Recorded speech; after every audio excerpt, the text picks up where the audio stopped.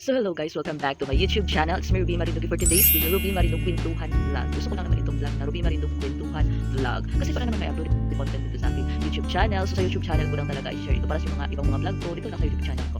So pero nag-upload din naman ako ng mga vlog ko sa Facebook page ko. Yung mga bago ko lang na in-upload like Budo Fight, tapos merienda. Yun, in-upload ko rin sa Facebook page ko. Pero kasi pili lang yung ina-upload ko sa Facebook page. Pero dito sa YouTube channel, dito ko na siya ina-upload ng mga iba ang upload ko. So gusto ko lang itong, syempre, hindi naman ibig sabihin nito na syempre, gusto ko lang magkwento, di ba? Wala namang masama kung magkwento lang naman ako, di ba? Kahit anong kwento, basta kwento about my life or ano ba yan. So gusto ko lang naman magkwento para may ma-upload din ako sa vlog, para may another content na naman ako. So ang Ruby Marinduque Kwentuhan vlog. So syempre, ang ikwento ko tungkol naman sa life ko na was siya. Kasi kahit anong kwento, basta about ayan. So gusto ko lang naman ito, kasi ready na ako gusto i-share ito.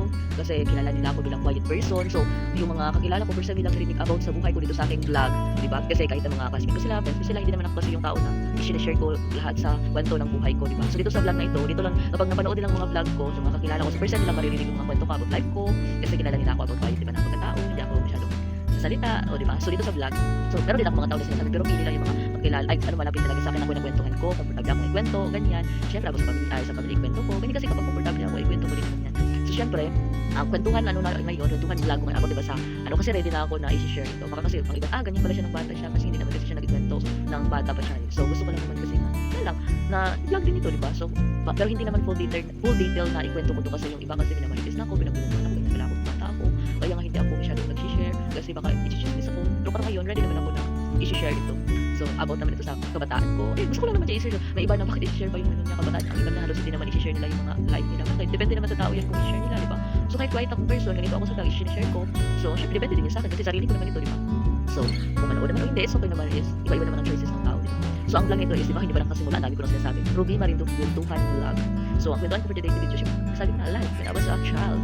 So, ako talaga ilang beses na ako nahimatay. So, alam yun ang pamilya ko, alam talaga nila na ilang beses na ako nahimatay when I was a child. Alam ko naman kasi na high school ako, talagang grade 7 hanggang nag-college ako, hindi nila nakita na nahimatay ako sa school, ganyan. Pero elementary ako, mga classmates ko, nakikita nila na nahimatay ako, kaya pinag-chichismisan ako. Ayun kasi na pinag-chichismisan ako, kaya okay talaga, hindi nila nakikita na nahimatay ako, ganyan. So, syempre, nahimatay ako when I was elementary. Kasi, hindi naman ako lagi nakikita nahimatay ako when I was high school, kaya wala silang alam talaga ng kwento ng ganyan ng buhay ko. So, elementary, nahimatay na talaga ako, collapse na himatay. So, kabuhiot din ako kasi same kami ng mama ko, ganyan. So, when I was elementary, nahimatay talaga ako grade 5 when I was grade 5. Kasi ayoko talaga mag-flag ceremony nung kabataan ko. Sa kadahilanan, ayoko talaga mag-flag ceremony. Kaya kapag pumapasok, although naman maaga ako pumapasok sa school, di ba kasi early ako gumising, ako nagluluto, ganyan, elementary ako. Pero pagpunta na sa flag ceremony, back out talaga ako niyan. Pero minsan, makikita nila nga umalis ako, ganyan, tapos flag ceremony na kasi bawal talaga yun.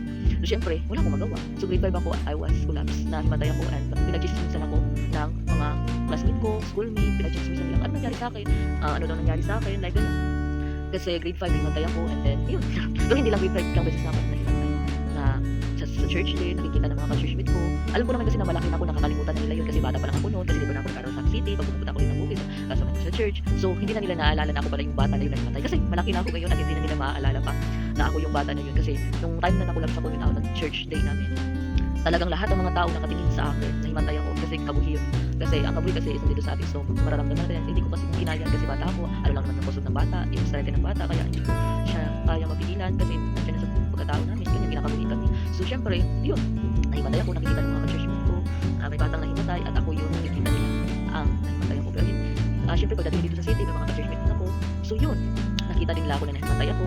So actually, the way na nahimatay ako, nandyan yung mama ko. So, nung nahimatay ako ng grade 5, tinawag yung mama ko, nahimatay ako. So, hindi ako pumasok sa school. Pag nahimatay ako, binauwi ako, ganyan.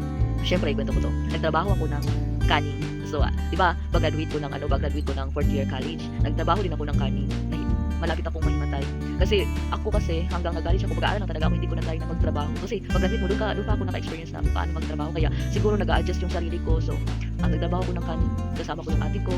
Di ba, dalawa kami pumunta sa kaning. Nandito naman yung mga vlog ko dati, nagtrabaho ko sa kaning. Nahimatay ako, tinulungan ako ng mga kasamahan ko.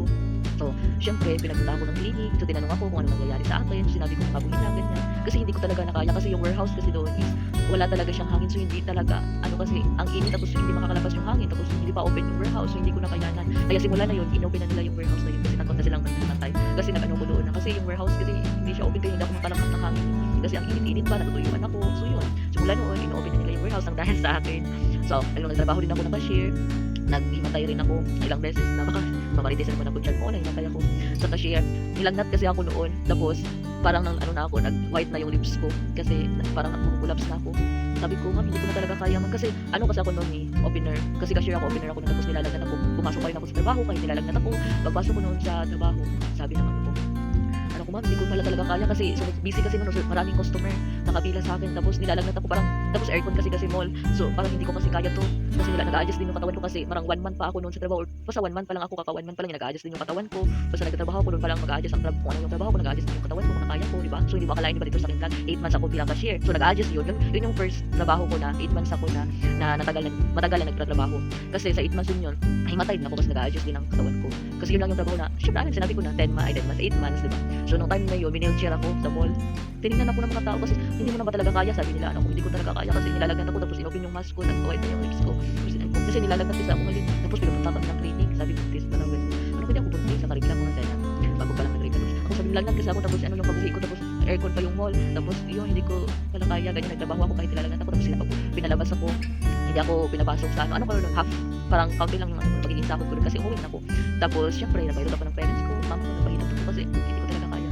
tapos pagka ano nun, na syempre pag okay, 4 days din ako, wala akong, maliit lang yung sahod ko noon kasi parang nasa 3K plus lang kasi nga kanang absent ako, parang 3 days nag-leave din ako noon, ay hindi nag-file pala ako ng ano, ay hindi pala ako nag-file ng absent talaga ako kasi nilagnat ako, hindi pa talaga ako okay, mga 4 days bago ako naging okay, so kailangan ko talaga siya nag-absent, so doon talaga na 300 plus lang yung sahod ko kasi nilagnat ako, nag-adjust din yung katawan ko, ganyan, hindi ko pala kaya, tapos pinaano pa ako noon kung 4 days daw kasi kapag sa 4 days hindi ako pumapasok, ibig sabihin magpa-check up na ako ng doktor kung ano ba talaga, hindi ako nagpa-check up, although pumasok pa rin ako kahit nilagnat ako, kinaya ko pa rin, tapos ganyan, kinaya ko pa rin, hindi ko nagpa-doktor kasi yung healthy niya, wala rin ako pera noon kasi syempre nilagnat pa ako, katawan natin ang ano natin, turunan, ganyan.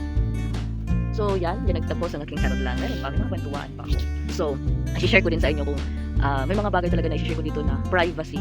Hindi ko i-ano kung sino mga ano ko dito sa aking kwento kasi nga privacy din nila. So, i-share ko sa inyo ano yung first relationship ako. Siyempre, ikwento ko sa inyo paano ko pumasok sa relationship. At ilang yung edad ko, di ba? Masok ako sa relationship, I was grade 10, yes.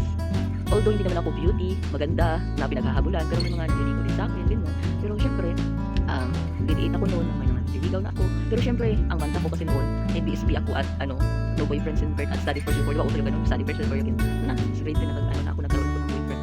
Tapos, alam ko naman kasi na hindi pa ako ready na magkaroon ng boyfriend kasi nga grade 8 pa ako noon at pag-aaral lang yung inaatubang ko. So, syempre hindi maiwasan na may ma-reject ka, ganyan. Kasi syempre pag-aaral yung uunahin mo, so hindi talaga maiwasan na ganun. Hindi pa ako open na pumasok sa ganung bagay. Kaya, nung grade 8 ako, alam din ng mga ate ko na kahit may nagsabi sila na gusto ko sa kapatid ko, pero syempre alam nila nga, wala pa talaga sa akin na magkaroon ng relationship, like ganyan. Kasi nga, ano pa ako noon, parang ang isip ko, bata pa, ganyan, puro gusto ko lang mag-aral, ganyan. So, inuuna ko talaga, grade 8 ako, inuuna ko talaga yung pag-aaral ko. So sinasabi ko na grade 10 na ako nag-start na nagkaroon ako ng first relationship at relate ako sa kwento ng isang linggong pag-ibig.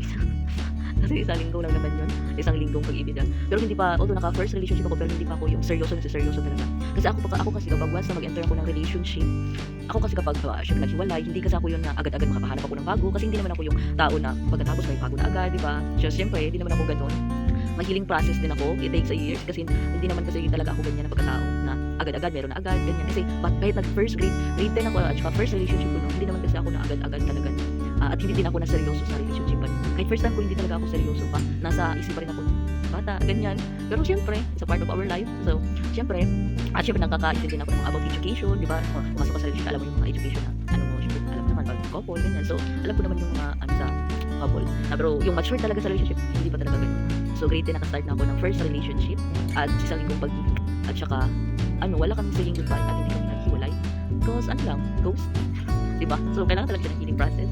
Kasi, ghosting, parang strangers na kami. Kasi, aware naman ako talaga na maging ganun ang mangyayari, na maging ghosting as strangers na kasi ganun din siya sa iba. So, expected na ganun din siya sa akin. Kaya, yun. Kung ginosting ako, ghosting ko rin siya. Diba? Yun. Sabay kami ghosting at walang saying goodbye. Ghosting siya. So, syempre, yan yung first. Kasi hindi naman talaga sasabihin ko ang full details. So, kahit na may mga naniligaw, ganyan, wala rin naman ako kasi nasa healing process ako. Alam ko naman kasi sabihin nila manhid ako, hindi ako nakakaramdam na I am choosy. Hindi naman talaga ako manhid, hindi ako choosy. Alam ko na kahit ako ng pagkatao, hindi ako hindi talaga ako yung talkative, ganyan. O sa alam nila na ganun ako, but hindi ako manhid at hindi din ako choosy kasi ako kasi yung tao na may puso rin ako, nasasaktan din talaga. We are human being. We are human beings. Ano ba yung English ko? So, syempre, tao na tayo, nasasaktan din tayo. Syempre, hindi ako naniniwala na isang tao, manhin at choosy. Dahil bawat tao, nasasaktan dahil may puso rin tayo, di ba? So, syempre, ayun lang, hindi na full dito. Yun yung share ko na first relationship ko. Yun yung mga kwentuhan ko, ng mga bata ko. Tapos, syempre, binita din ako ng bata ko. And, doon ko na-realize ng bata ko na kapag binitay, nabitay niya. Kasi dati kasi nung bata ka is, ka na, doon kasi wala pang Republic Act na, yun, guys, hindi ka nakita yung mga bata, ganyan. Pero binitay na po ng bata ko. Kasi sinabi ko na ito sa vlog ko noon, yung birthday ko, sinabi ko kung bakit ako binitay. Kaya, simula noon, nung nabitay ako na, sabi ko sa punta ko na ayaw ko na yung tao na ayaw sa parents, ganyan. So, naiintindihan ko na kung bakit ginagawa nila yun sa akin, para naman din sa akin. So, naiintindihan ko, doon ako na iwanagan siya. Hindi kasi binitay. Di ba yung sinabi, nakwento ko na ito sa vlog ko nung sa Sapa, hindi naman talaga ako nagpunta doon, pero may nag-report sa akin, tapos binitay ako ng parents ko, ganyan kasi na yung nakapag-report, di ba? So, sinabi ko na nakitay ako ng bata ko. Talagang bitay talaga, binitay ka talaga. Tapos, nakwento ko rin nung, may mga nakwento rin ako nung bata ko na first time ko dito sa city. Tapos, syempre, dito ko na-realize sa city na mahalaga pala ang, nung grade 7 ako, nung first time ko sa city, dito ko na-realize na mahalaga pala ang education. Kasi nung elementary ako, nasabi ko na sa mga vlog ko na puro lang ako level 7, wala akong hindi ako magaling sa math, hate ko talaga ang math. Tapos sinabi ng mama ko, bakit lagi kang line of 7 sa grade mo? Diba, nasabi ko na yun sa vlog ko. At dito ko na-realize nung grade 7 ako na mahalaga pala ang education. Kasi dati nag-aaral lang ako, hindi ko pa talaga naintindihan elementary ako na mahalaga ba ang education. Kasi sila may mga awards sila, may mga honors sila, so hindi ko talaga naintindihan kung maka-award na pala, may ganyan. So, syempre, para sa akin, nag-aaral lang ako, ganyan. So, dito ko na-realize sa city, diba, na mahalaga ang education sa akin kasi dito na ako nag-excel ba yung parang nag-ayos na ako na iayusin ko yung grades ko. Sabi ko na sa vlog ko na although dalawa or tatlo na ang line of 7 ko, pero at least more on hindi na lahat line of 7. So yun yung growth ko sa sarili ko. Sinabi ko na ayusin ko na mag-aaral ko. Doon ko na-realize na dyan ako nakapag-isip na mahalaga palang education. Grade 7 ako. So nagsa-start na ako nag-grow sa sarili ko, nag-aaral ako ng mabuti kasi hindi ko talaga ramdam sa sarili ko na kapag naka-90 na grade ako, naka-90 grade ako is achievement na yun sa isang bata na gano'n na nakakaroon ka ng 90. Kasi di ba yung bata kapag malalaki yung mga grades mo, may awards ka, may ano ka. Ako hindi ko nabibili na kapag naka-90 ako is okay pala yun. So dito ko pa natutunan sa city na nung first time ko naka-90 na grade, ganyan pala ako makapakiramdam kapag mas mag-i-excel yung grado mo, di ba? Kasi lalaki yung grades mo. So dito na ako nag-enhance na nag-growth na grade 7 nag-start hanggang inayos ko rin yung pag-aaral ko, nadilalag na tayo, nag-aaral pa rin ako, ganyan. So doon na nag-start na. Dito ko natutunan na mahalaga ang education. Kaya nga nakapagtapos ako kasi naano ko sa sarili ko ng grade 7 pa lang na grade 7 na ko high school. Doon ko pa lang na this is start na sa sarili ko ng halaga ang education. Kaya pinursyo ko talaga na nakapagtapos ako ng pag-aaral kasi doon ko natutunan kung gaano kahalaga ang education. Kasi wala talaga akong isip, hindi elementary nga ako, graduation day ng grade 6, hindi ko nga feel na nag-graduate ako ng elementary. Parang wala lang sa akin na nag-aaral ako, hindi ko feel na nag-graduate ako, hindi ko talaga napipil kasi feeling ko kasi sa sarili ko na wala lang sa akin at hindi ko pa naintindihan kung ano talaga yung education. Kasi tayo nung high school tayo, pag mag-graduate tayo, grabe ang fulfillment sa sarili natin na nag-graduate ako, tapos another year na naman, graduate naman ako sa senior high, college, ganyan, sobrang excited natin ako, grade 6 ako, wala talaga akong excited na nag-graduate ako. Kaya nga nagpa-practice sila, pero graduating ako kasama ako, pero tinitingnan ko lang sila, nagpa-practice sila ng graduation. Tapos hindi ko talaga feel na mag-graduate ako, hindi ako sinabi ng classmate ko na mag-practice kami. Hindi ako masasali sa graduation kasi graduating din ako, kasi hindi ko pa talaga feel sa sarili ko na ngayon wala ang sabi kapag nagpasok ka, nag-graduate ka, hindi ko talaga feel ng elementary. Nung high school ako, doon ko na-realize na ganito pala ang kapag pumasok ka, mag-graduate ka, ganyan. Kasi elementary, tinitingnan ko na nagpa-practice sila. Kung kasali ako doon kasi graduating ako ng grade 6. Kung hindi ako sinabi ng mga classmate ko, halika mag-practice tayo, wala. Siguro, hindi talaga ako gusto pumasa, hindi ko talaga gusto mag-high school. So, ayan lang guys, yung mga kabataan ko. So, thank you so much for watching the vlog. Thank you so much and see you sa aking next vlog. Bye!